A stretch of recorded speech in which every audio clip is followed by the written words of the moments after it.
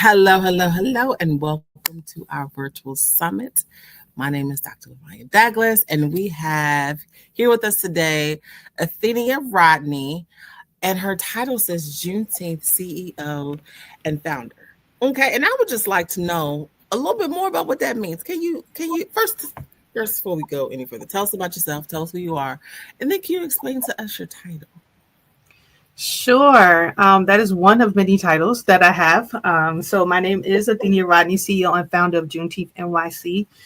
It is a nonprofit organization that I have been running for the last 16 years. It is under my umbrella of my Emoji Events company. So I have a corporate event planning company and marketing business that I do. So as you can tell, I wear multiple hats, but the crux of my business has been centered around Juneteenth.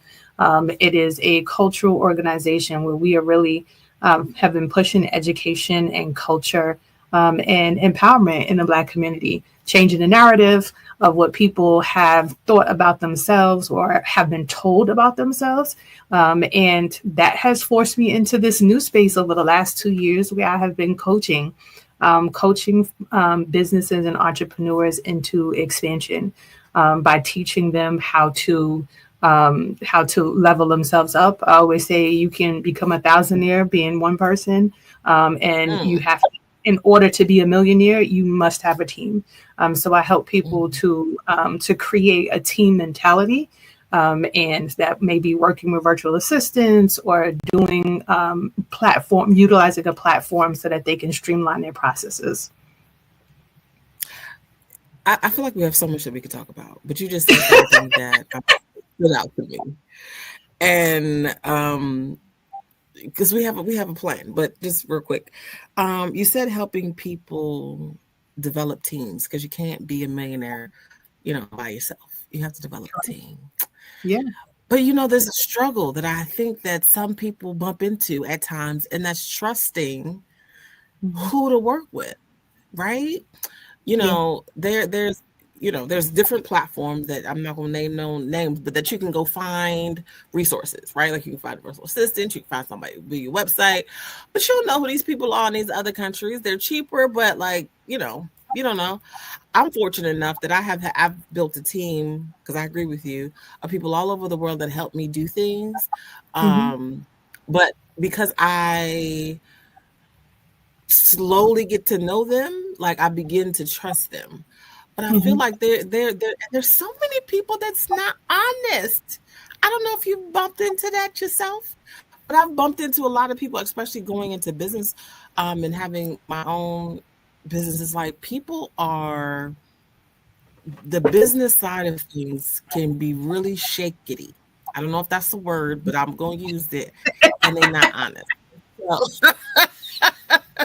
have you bumped into any shitty people as you were building your own team, or you're helping other people build their teams? Like, how do we help people get comfortable, stepping outside their comfort zone, their box, because of the shakety people that we bump into?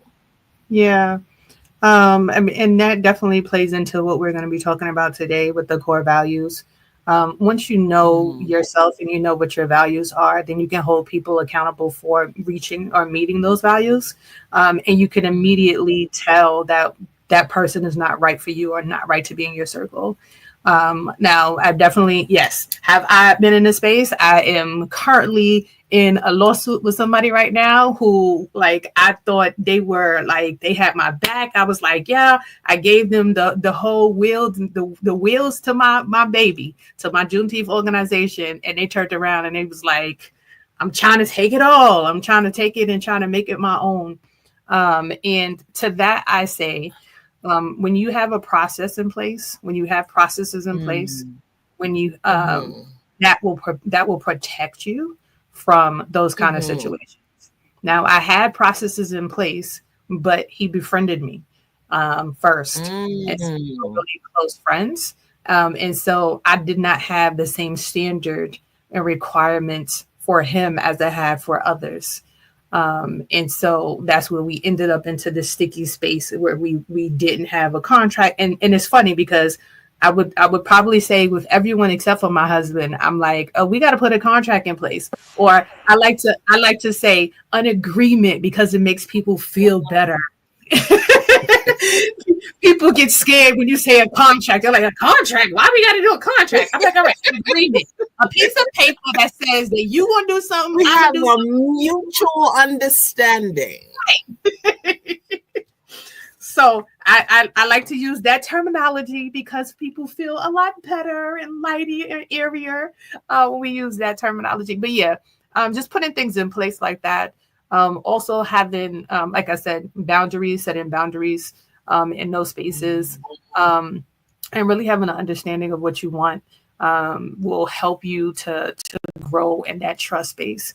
If you want somebody who's going to come in and who, like, literally for the longest, I was like, I need somebody who's just going to meet. I can send them a message. I'm like, I need you to email Lavanya and tell her I'm going to be late. And they not, where did I get that email from? And who's Lavanya? And what exactly does that mean? Like, I might as well do it myself. So You ain't never stuff like that is definitely when I say that's where the process comes in place. You create a process, you put it in place so that whenever anybody comes on board, they go through that same process. And they have that standard, they have the understanding, they know what your goals are. So question, because I have some standards too that I think some of my friends think is too much. One of them, because I have a leadership consulting business and I do leadership programs, and so we have coaching in our program. So because one of the things that I believe is that we train people, we train, and we tell them to go be great, but we don't coach them through the things that we tell them to train, right? So if I tell you, I have a training on crucial conversation, and then I say, okay, and then you don't need it till 6 months later. You don't remember what I said 6 months Exactly. ago, right? And so having a coach, an assigned coach that coaches you through these programs. But one of my qualifications is that if you're gonna be a coach, you need to have a coach. You need to have a therapist. You need to have something. Like, you can't be helping nobody, telling nobody what they need to do, and you don't have nobody that you're accountable to that's helping you at the same time. So I what are totally some of the other things that you have? So I like the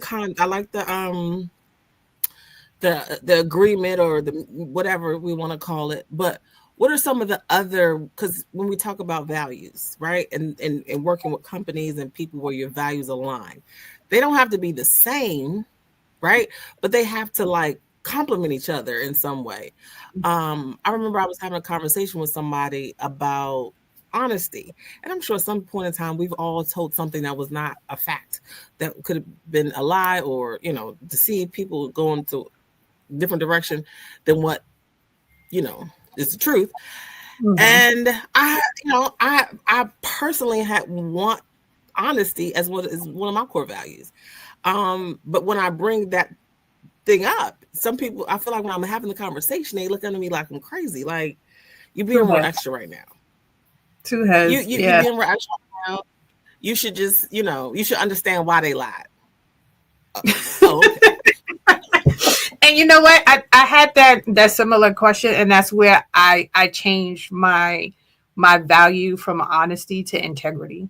Because for me, integrity Mm, is the heart of why someone should be honest mm, versus mhm, the honesty part. And funny enough, I mhm, had a board meeting last week, and what I did is I brought up a number of tools. Like, I brought up integrity. I asked everyone to write in the chat, like, what does integrity mean to you? What does that look like? And people mhm. put honesty, respect, keeping your word, showing up, like all of these things. I ask you, what is integrity? When I say integrity, what does integrity mean to you? So integrity means, to me, is like when you show up as your authentic self, right? You're comfortable having difficult conversations because you want someone to know your why behind your behavior, right? And Mhm. so it's like there's no secrets, there's no manipulation. If I tell you why I'm doing something, I'm telling you the facts behind why I'm doing something, and I'm Mhm. being 100% transparent. So there's like multiple words for me that go into integrity. transparency, honesty, authenticity, the why behind why I'm doing certain things. It's like that's like the umbrella of all these different things. So I can see why people would say different things when you say that word. When I think respect, people see respect differently. You know, people get angry. It's like, you're not going to disrespect me. Well, what does that even mean? What are you talking about? Like how?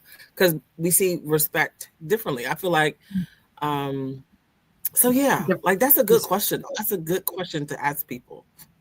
Yeah, I want to hear from others as well. Please put in the chat. Please share with us what your thoughts of integrity is and what that means. So all of what you said, I totally agree with. The part that I would add to it is the accountability part as well. And that's self-accountability, being able to say that I was wrong. And that, in my mind, is showing up how you want others to show up. So as a leader, as a boss, as the top person, for me to be able to come into the space and say, I messed up, I didn't do something right, and this is how I'm going to fix it. That is the epitome of integrity and showing people what integrity is like, because now people are like, yo, well, if she ain't doing it that way, then how, now I got to check myself. Now I got to put the mirror in my face. So being able to do all of the things that you just said, that honesty, showing up, that transparency, because I've been that in the past, and I'm like, I'm being transparent. I'm telling them, I'm showing them all my books, and they see my whole bank account, they see everything, and I'm like, but people still coming to me like, well, you got all the money in the world. I'm like, I just showed you a bank account with $0 in it. How? Where did we miscommunicate something? Like, I don't understand. Yes. But it was let me tell you how I messed up. Let me tell you how I didn't use funny. Let me tell you where I went wrong and how I should have done better. Not just because I learned from it, but I also want you to learn from it so that you don't go in that same space and do the same thing. That's so good. I remember, more on a personal note, that I apologized to somebody. And like in mediation, and I was like, I apologize for, I can't remember, the exact words that I said. And I said, but looking back, because when you don't know, you don't know. And until you go through the experience, you're like, I apologize, but I can honestly say that I would probably still make the same decision back then. Now, today, I would make a different decision because I know more. I've experienced more. I've had more interactions with different type of personalities, so I can be like, respond differently. But I would have probably still made the same decision because at the time I thought it was the right decision. I wouldn't have made it intentionally thinking it was the wrong decision. And they was like, I don't accept that. I was like, my God, not only did I apologize, didn't you have the nerve to say you don't accept my authentic apology and like vulnerable moment to be like, I probably still would have did the same thing, but my bad. Like I could do better this time, and this is what I would do differently if put in the same situation. And so even that self-accountability, though, it still puts you in a vulnerable place for somebody to still not accept that apology. And that I think is. It does, but you're not giving, like they say, when you are giving somebody something, I'm not giving it to you to take control of it. I'm giving it to you to release myself from it. So like you just said in that space, it's like, okay, we can agree to disagree and, how we and then decide how we want to move forward from that, because that's the way you see things right now. And unfortunately, I see things through the lens that I see them through. And like you said, it's been lived experiences that allowed you to change your view later on in life. And it just wasn't your time. Like my pastor says, we experience things together, but we arrive on different stages because how you see it, we all see the same picture, the same accident that happened, but how I experience the accident that happened is going to be different based on my own lived experiences. I could have seen let's say somebody get shot in front of me, and I'm like, oh, okay, yeah, that happens every day. Like I've seen that happen almost every week of my life growing up, so like that didn't faze me much versus somebody that just saw it for the first time, and they're like, "Oh my gosh, like, am I gonna get hit next? Am I gonna be killed next?" Like, you know. True. Yes. Yes, that is so true. Mhm. But then the judgment, I'm thinking, right? I'm sorry. Then the judgment behind, um, like you should know better. But why should I know better? I've never experienced this before. And it's even for me, when like I see something that I've experienced before and I can see like the devastation or whatever, and it's just like, no, just do this, just do that. It's gonna be fine. Don't worry. Mhm. Because I've experienced it before and I know the outcome on the other side is always better. And I think sometimes when you're a leader, you show up, there's an expectation that you just know everything. Mhm. Like you've experienced everything, you know everything. And so like there's a level of when you start stepping into places that you've never been before, surrounding yourself with people that have. Because the people that have not, right? They're gonna give you, they don't have the capacity to actually speak into your life because they've never been there before. They there with you. So it's keeping those people that are there that can actually give you the feedback on how to continue to progress to the next level. Yeah, and that's Unless what we you all said. just on the same level, continue together. Yeah, it goes back to what you said before, making sure you have a mentor, making sure you have a coach or something that is going to, that you're someone who is in a higher level to what you're trying to achieve. So that someone who has the experience, someone you can go to and you can ask those questions. You definitely, you hit on the nose at the very beginning. Like you started off with like exactly. Yeah. So what other experiences have you had where your core values, you had to make a decision based off of your core values that might not have been a popular decision? So I'll tell you this particular scenario. So like I said, I run a Juneteenth event. One of the things that we do for the Juneteenth event is we have vendors at our event. We have 100 vendors on this big festival day, right? We have about 7,000 people who come out to the event, 7 to 10,000 people who have come out to this event. So it is a highly sought after thing, right? A lot of people are interested, but we have a standard. So the prices of our spaces are not cheap. They are $450. So I have people who will join my board and they're like, so since I'm a board member, do I get a free space? And I'm like, the first year I was like, no, like, I don't agree with that. Like the whole point of me setting these prices is so that we can pay for the events and so on and so forth. I didn't put that into my projections for the year. I was like, but the person is like, but we're giving all of our time. We're volunteering. We're this, that. And I'm like, yeah, but you came in to volunteer based off of your own preconceived ideas of what you would be getting. And I would hope that wasn't one of them that you thought, because you should have brought, again, integrity, right? You should have brought that to the forefront when you signed on and said, so with me signing on, am I supposed to get a free table? So I didn't give a free table, but I did give them half price for a table for the day. And because I was going back and forth and I was like, I want to give them something. So I gave them the half price for the table. And then the event happened in that day. And I was highly frustrated with how things ended up, because what I knew in my heart of hearts was that you can't be in two places at one time. You cannot be a vendor for your business at the event and be a leader for the organization at the same event.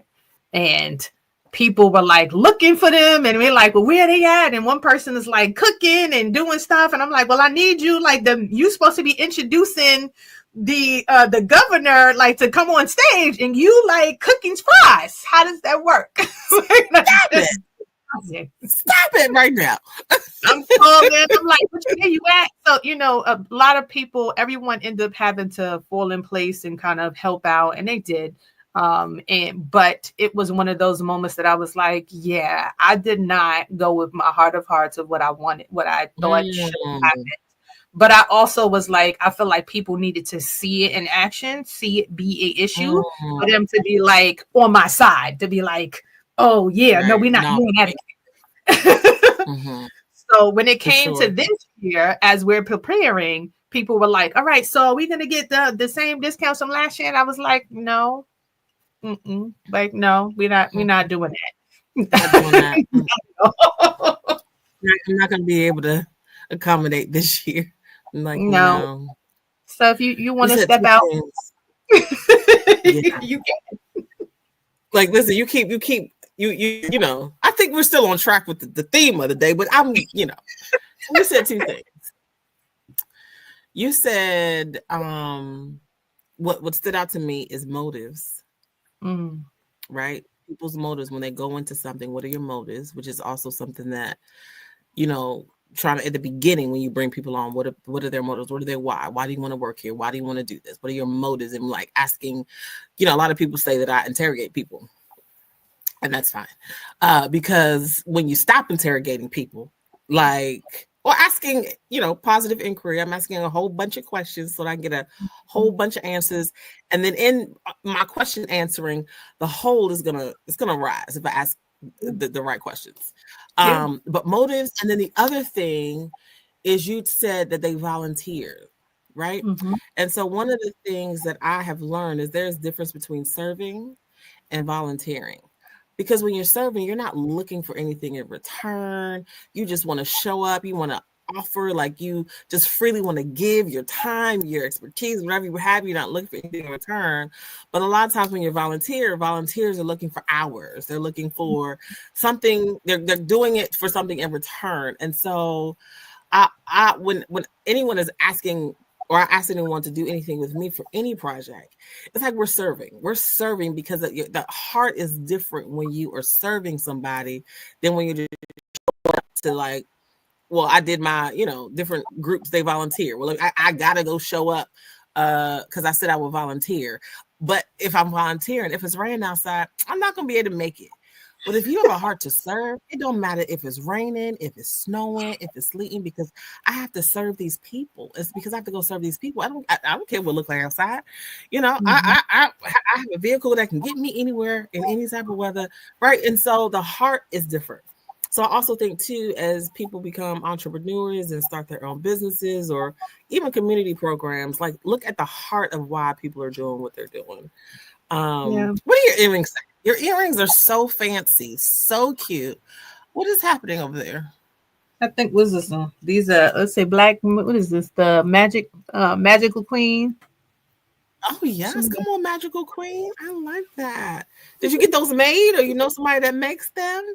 I did. One of my Juneteenth vendors that is with us every single year. I have like 6 earrings that she's made, and they are phenomenal. I get compliments all the time. People be like, yes, I have my favorite ones that is like high energy. That's just the one I usually use. But I've been wearing them every day this week. So I was like, I'm going to change it up just a little bit. I like it. Sounds like I need to come to your event next year. Sounds like I need to just stop on by. I think What you got going I think on up you there? should. I think you should. So I want to go back to what you were saying about volunteering versus serving. And there's two parts to that for me. And again, going back to it being as a core value, right? You have people who have like a heart of serving. And then you do have people who do volunteer for particular reasons.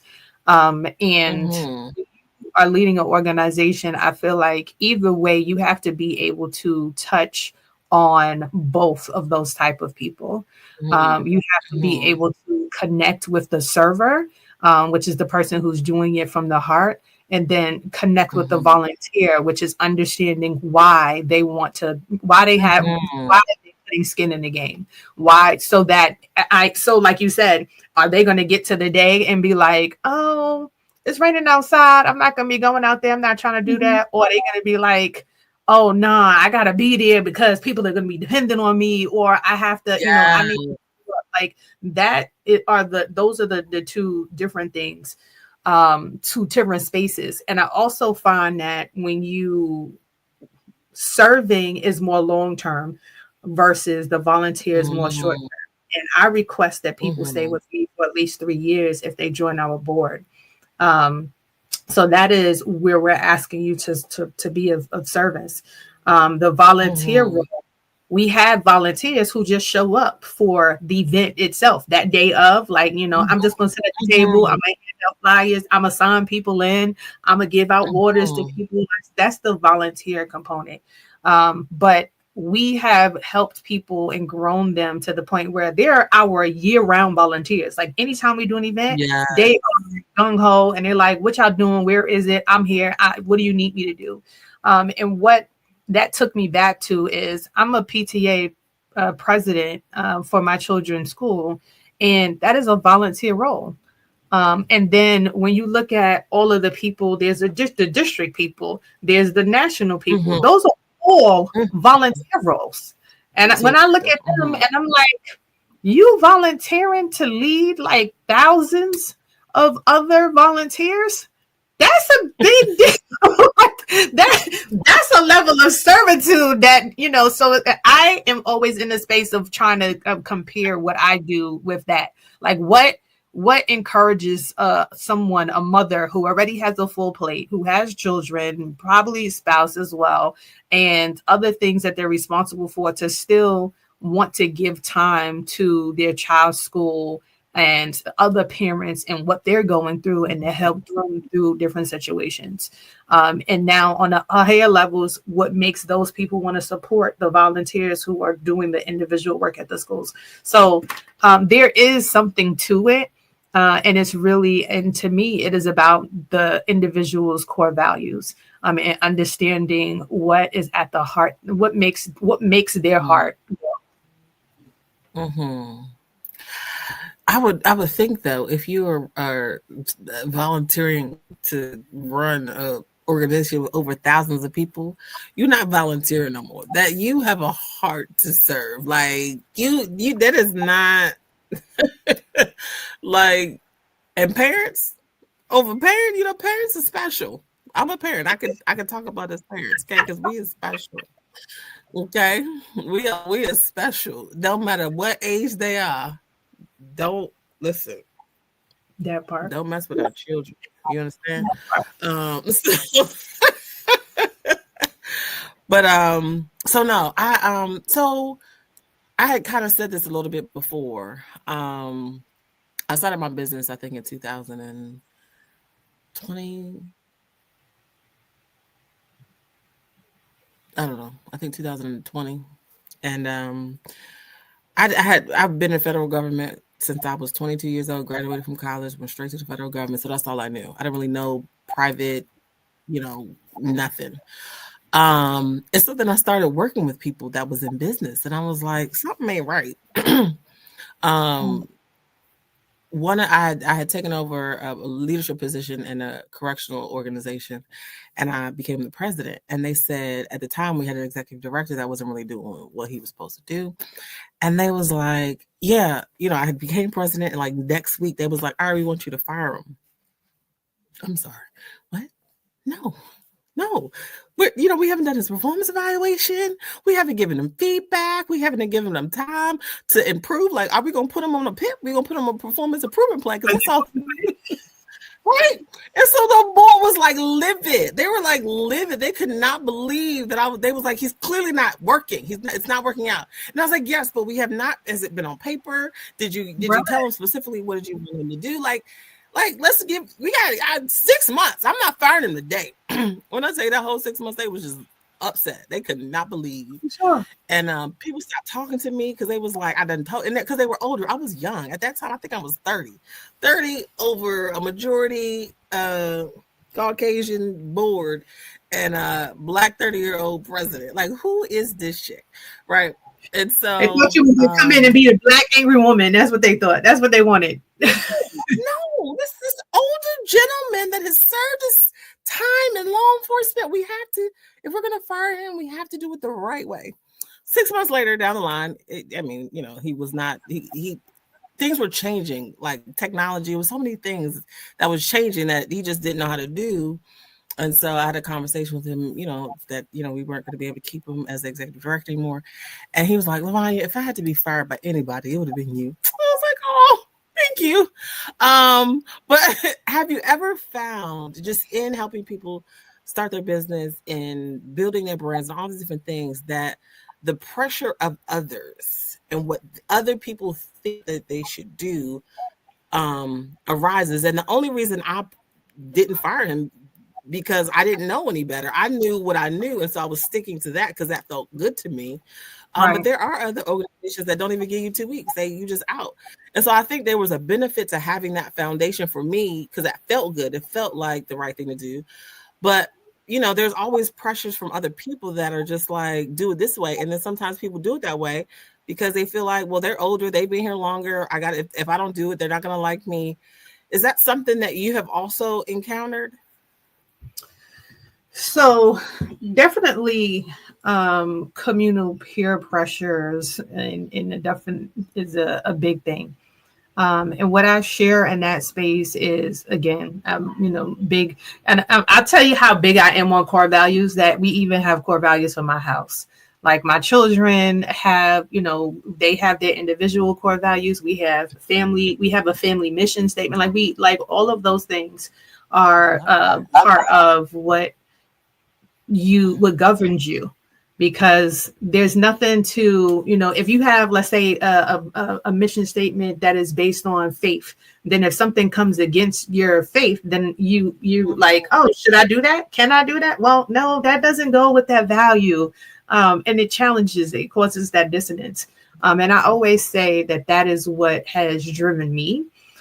So that has been a part for how I'm able to deal with the peer pressures around me. I've always been a leader. When people are like, oh, well, what are 3, characteristics that you say that Athenia is? One is always a leader. And I'm like, me? I'm a leader. Like, I don't even know what I'm talking about. So, but what I will say it did is it forced me to know what I was talking about. It forced me to go into a space and to go deeper with education and learning, because people saw me as a leader and they were looking to me for advice. I didn't want to steer people in the wrong way. So I wanted to make sure that I knew what I was talking about. And that's where me being so focused on education has been. And then it's like, okay, now I don't want to be the smartest person in the room. I need you to be focused on education too, so that you can challenge me. You can tell me. Because I can only read but so many books, even though my husband is like, you read like 3 books a month. And I'm like, but you can only read but so many books. So I would say that in those type of spaces where I've experienced that, and that has definitely been my basis. And a lot of times, that agree to disagree. Like, maybe we're just in a space right now that we're just not on the same page, and we need to figure out how to part ways so that we can both. Yeah. What book are you reading now? Oh, I'm reading a couple. So I just downloaded this really dope book that has been really interesting. It's called The Black Buck by Matteo Scarapore. Okay. And it talks about how us as Black people are salespeople.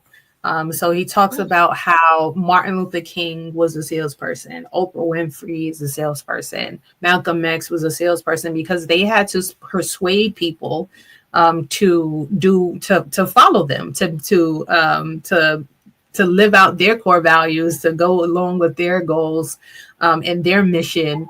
And that spoke to me. As soon as I heard the preface, I was like, oh, let me listen to this a little bit deeper. Let me figure out. I'm like, yeah, I don't know.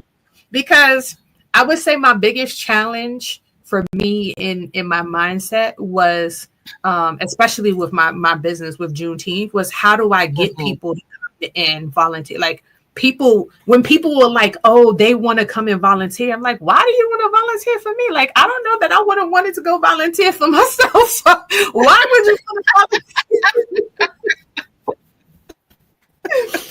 volunteer? And they was just like, no, like, I believe in the mission. I believe in Juneteenth. Yes. And like people and trying to change them and trying to, educate them. And I'm just like, okay, so I'm a salesperson. I'm selling I'm selling the thought or the belief of what I think needs to be seen in the world, and I'm getting people to join my bandwagon.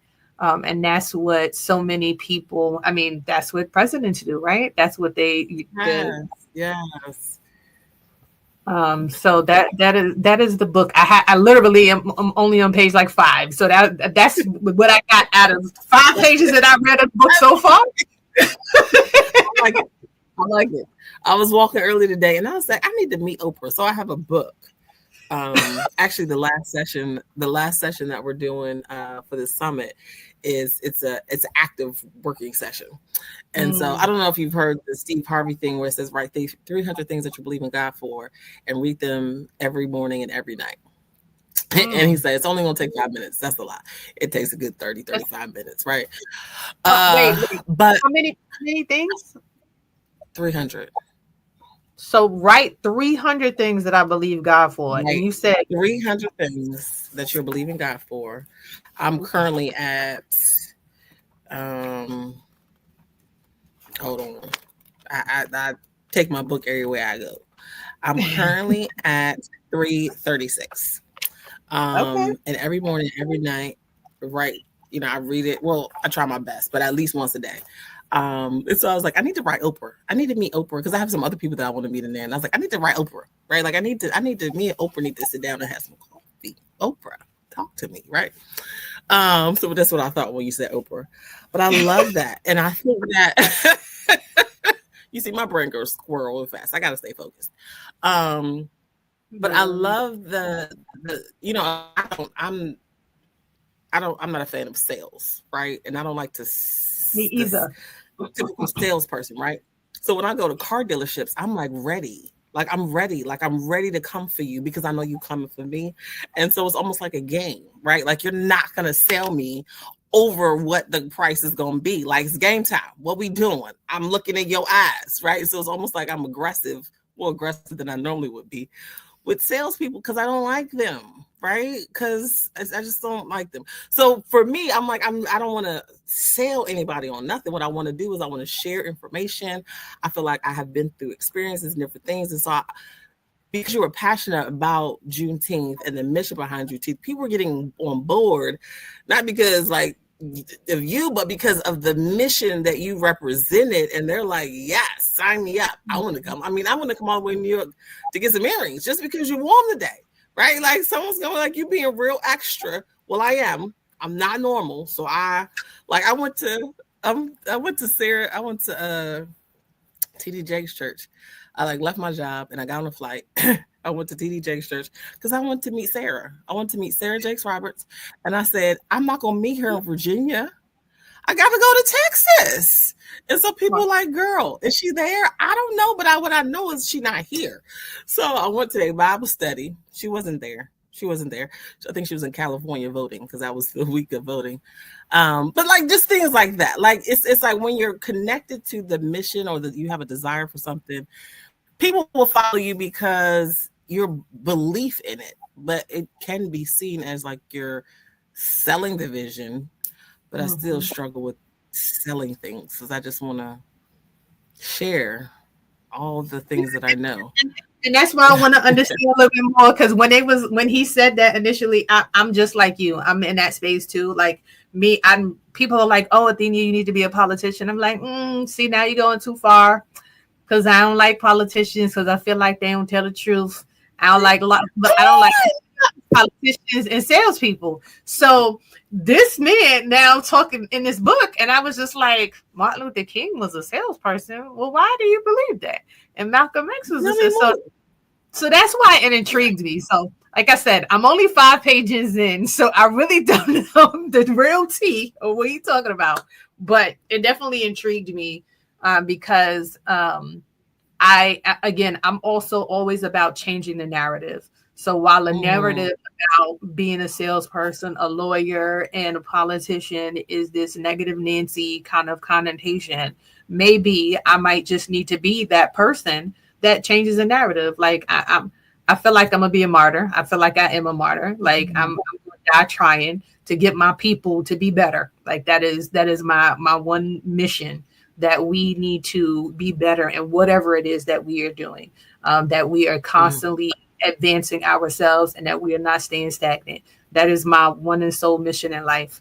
And people are like, it's hard to be a friend. I'd be like, why? They'd be like, because you always like, hi, so what's the next goal? What's the next thing you're working on? And I'd be like, yeah, because all right, you got this done. So like, what's the next thing?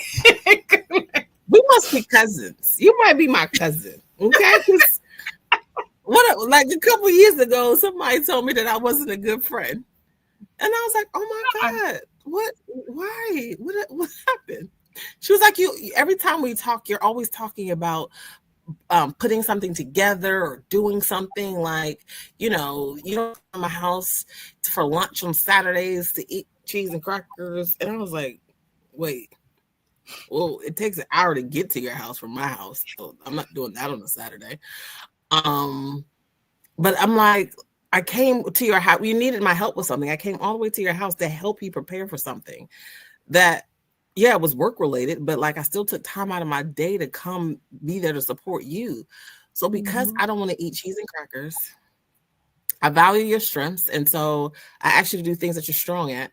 I'm not a good friend because I don't want to talk about the price of tea in China. I don't have time to talk about the price of tea in China because I have so many things that I want to do.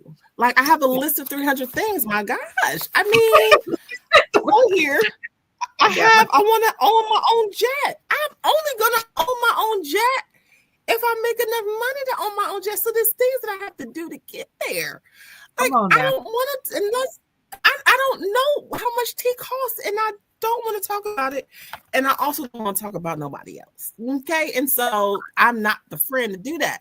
So unless you can just accept me for who I am and the what I bring to the space, you're going to laugh if you're around me, and we might be doing business all at the same time. I mean, so tell me what you want. Tell me what you want to do.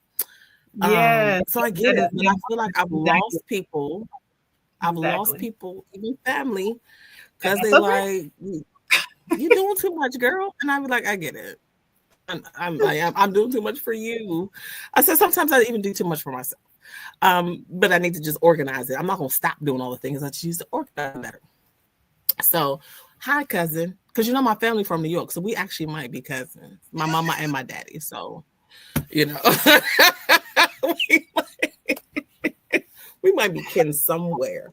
But one of the things that I always like to walk away with from these sessions is practical application. Like I'm big on, what can I do today?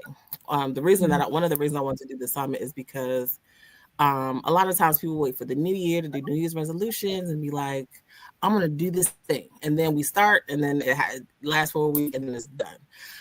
So I invited different people here from different spaces to talk about different things because I feel like something will resonate with something that somebody says and it was like, you know what? I want to do that. And I want to start that today. So if we would think about, based off of some of the things that you've already talked about, I love the whole family values and individual, like,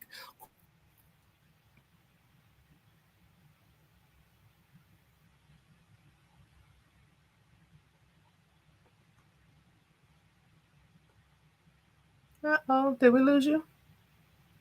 I think you got.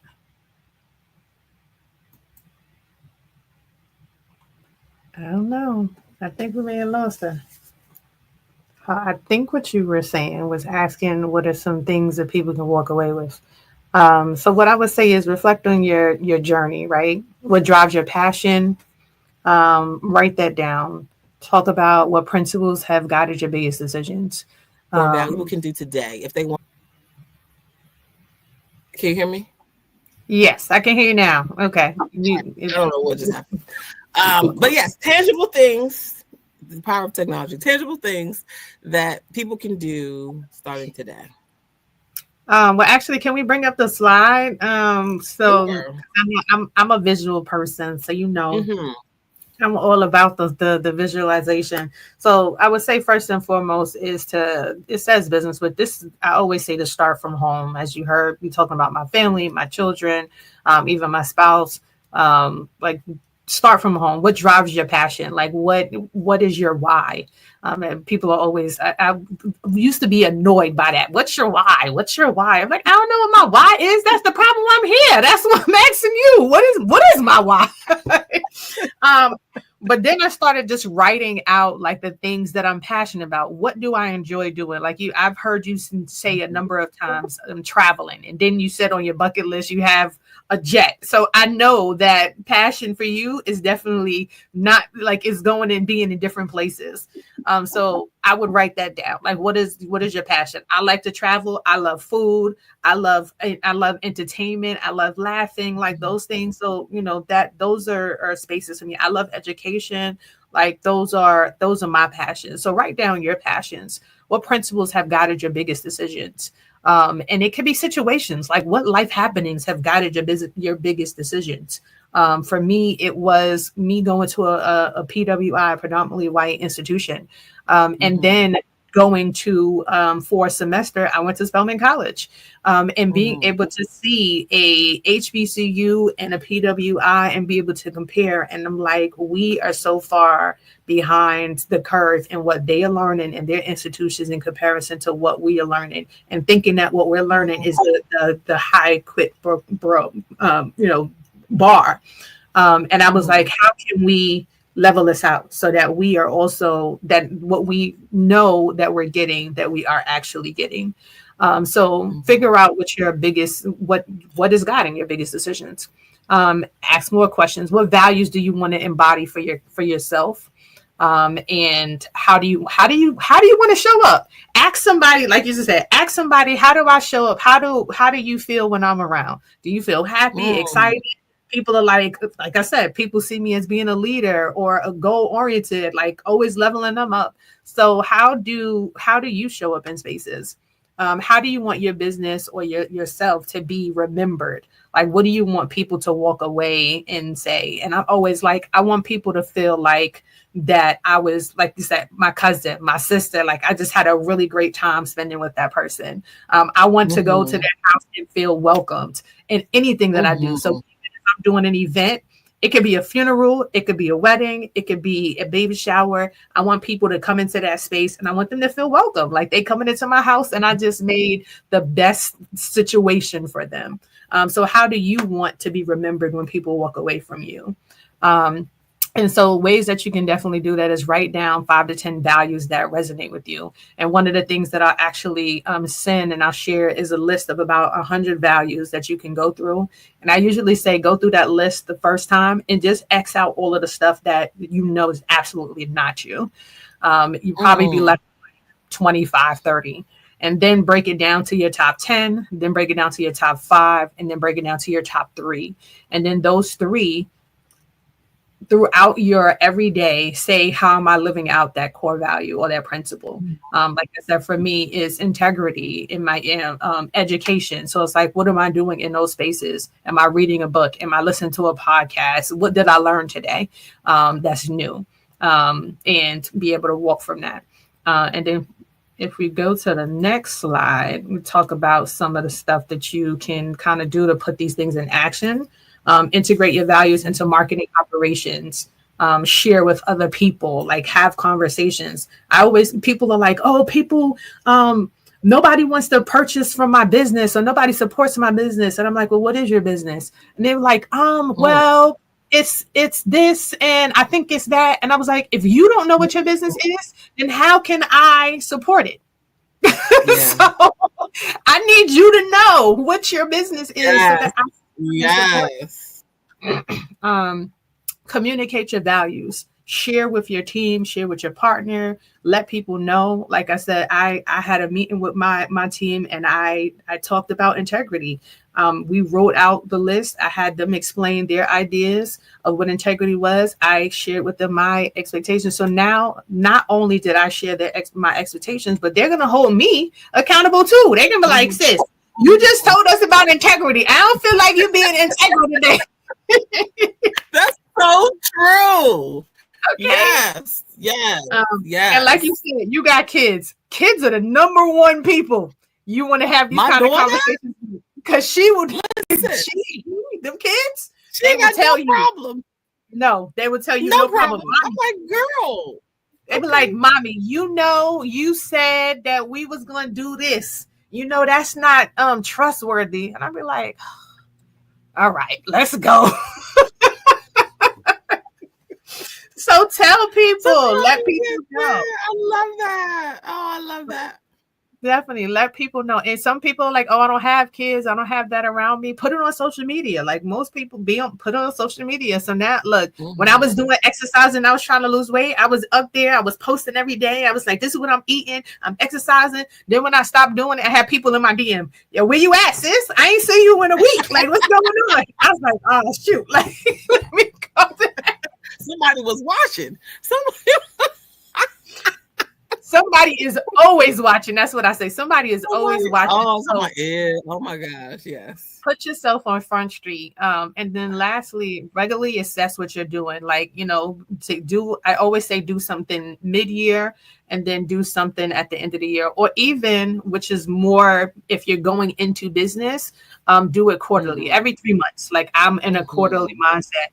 I'm like, okay, every 3 months, what is it that I was doing? What can I change? What can I be better about? What am I going to do differently? I know this year coming for me, my focus is on using the Kwanzaa principles to activate things about myself. So I'm like, okay, every month I'm going to be focusing on one of the Kwanzaa principles. And then after the 3 months, I'm like, okay, well, did that work for me or not? So it'll determine if I'm going to continue my next quarter to do that or if I'm going to shake it up a little bit. So I hope that was helpful in just being able to some of the core values, but that's pretty much all for me. Oh, I love that. Oh, that's so good. Listen, this was great. This was great fun. It was. It was, cousin. It was. I had to look. We even got on our run today. Like, listen, I didn't know we was gonna dress alike. So yes, this was good. Thank you so much for participating in this virtual summit. This is my first one, and my plan is to do it every year as we go into the new year to help people remember, like, transition is a process. And I would love to have people that came to this summit come back and, like, maybe we'll have a testimonial session from where the journey that they've come from, what their transition they wanted to do, and like how they are ending 2025. Because we pick one thing, like I'm transitioning in a different area that hopefully by the end of 2025, I'll have come through another, what I'm saying? We never stop growing. And right. Yeah. So if we create a movement where we're all growing together in different areas, I mean, we legit could take over the world. I think we just need to create those spaces for people to actually come to be like, okay, this is what I'm doing. This is what I need help with. Let me refer you here. Let me send you here. Let me have you talk to this person. You know what I'm saying? So we build a community of people that are just helping each other. I was listening to something and it was about marriage, but it was like, imagine every morning you're trying to outdo your partner. Like you're waking up trying to outserve, what can I get you? Can I take you here? Can I get you some toast? Do you want some tea? And you're just trying to, who can outdo, like you'll never be looking at what am I lacking because you're so focused on how can you serve that person? So creating a community of women, it just so happens that all 12 people on the summit are women. It wasn't intentional. It just happened that way. It was divinity. It was so perfect. Like even to the point of the last person that said that they can do it. And they picked the day to go live, the last day that I had left. And I was like, this is so purposeful. So yes, I want to create a community of women that are just trying to outdo by giving. And if we create that space, we're just going to outdo everybody by giving. Listen, this thing will impact the world in ways that I can't even describe. So that is the goal. That is, and I believe that is what's going to happen. Like one of my things is to create a movement around the world of women just doing things for other women. So thank you so much for coming. What you say? You said sign you up. You want to be in the movement? I want to be a part of the movement. I'm here for it. Yes. Lovely. Yes, I'll sign you up for the movement.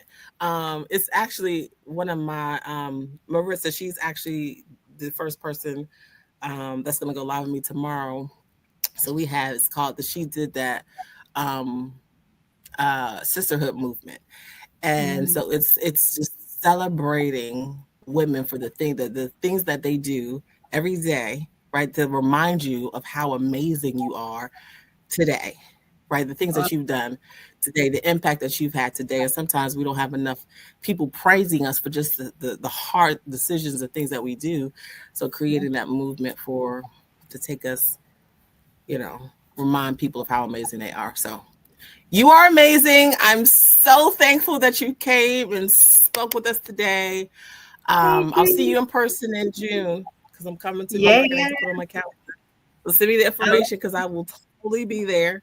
And for sure. yeah, so stay in touch. You are a part of the movement. We're gonna now I have to talk to Marissa because I'm like now we have to create like a whole thing where they all we house all the people. Okay, so Bring them all together.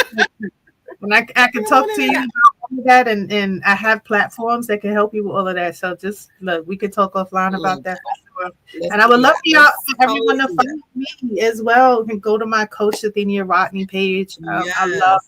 Yes. Look, I'm holding myself integral and trying to do a daily a session on live. It's on there. So I have a number of them that are on there. So go and check it I out. love Talk about different things from confidence to morals, values, mission statements, business, money, it. like all of those things. Just how to be a better human being overall.